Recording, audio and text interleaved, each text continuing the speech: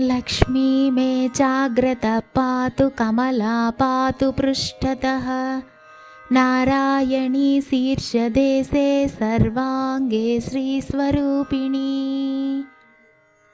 रामपत्नी तु प्रत्यङ्गे रामेश्वरी सदावतु।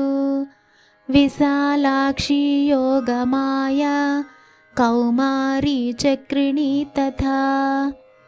जयदात्री धनदात्री पाशाक्षमालिनी शुभा।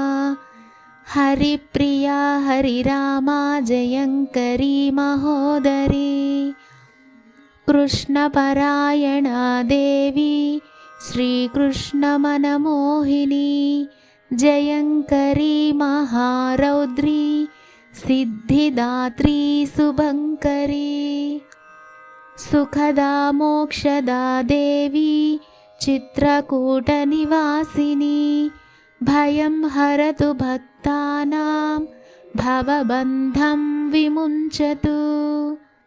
कवचं तन्महापुण्यं यः पठेद्भक्तिसंयुतः।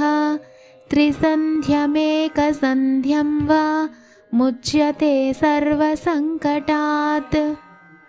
कवचस्यास्य पठनं धनपुत्रविवर्धनं। भीतिविनाशनं चैव त्रिषु लोकेषु कीर्तितम्। भूर्जपत्रे समालिख्य रोचना कुङ्कुमेन तु। धारणाद्गलदेशे च सर्वसिद्धिर्भविष्यति। अपुत्रो लभते पुत्रं धनार्धी लभते धनं। मोक्षार्थी मोक्षमाप्नोति कवचस्य प्रसादतः। गर्भिणी लभते पुत्रं वन्ध्या च गर्भिणी भवेत्। धारयेद्यदि कण्ठे च अथवा वामबाहुके। य पठे नियतो भक्त्या स एव विष्णुवद्भवेत्।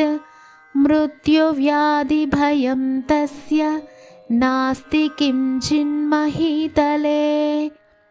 पठेद्वा पाठयेद्वापि शृणुयात् श्रावयेदपि। सर्वपापविमुक्तस्तु लभते परमां गतिम्। सङ्कटे विपदे घोरे तथा च गहने वने। राजद्वारे च नौकायां तथा चरणमध्यतः। पठनाद्धारणादस्य जयमाप्नोति निश्चितम्। अपुत्रा च तथा वन्ध्या त्रिपक्षं शृणुयाद्यदि। सुपुत्रं लभते सातु दीर्घायुष्कं यशस्विनं।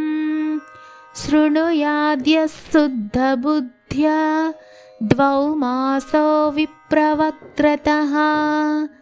सर्वान् कामानवाप्नोति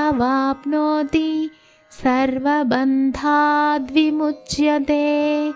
मृतवत्सा जीववत्सा 3 मासं श्रवणं यदि। रोगी रोगाद्विमुच्येत पठनान्मासमध्यतः। लिखित्वा भूर्जपत्रे च अथवा ताडपत्रके। स्थापयेन्नियतं गेहे नाग्निचौरभयं क्वचित्। शृणुयाद्धारयेद्वापि पठेद्वा पाठयेदपि। यः पुमान् सततं तस्मिन् प्रसन्नाः सर्वदेवताः। बहुना किमिहोक्तेन सर्वजीवेश्वरेश्वरी।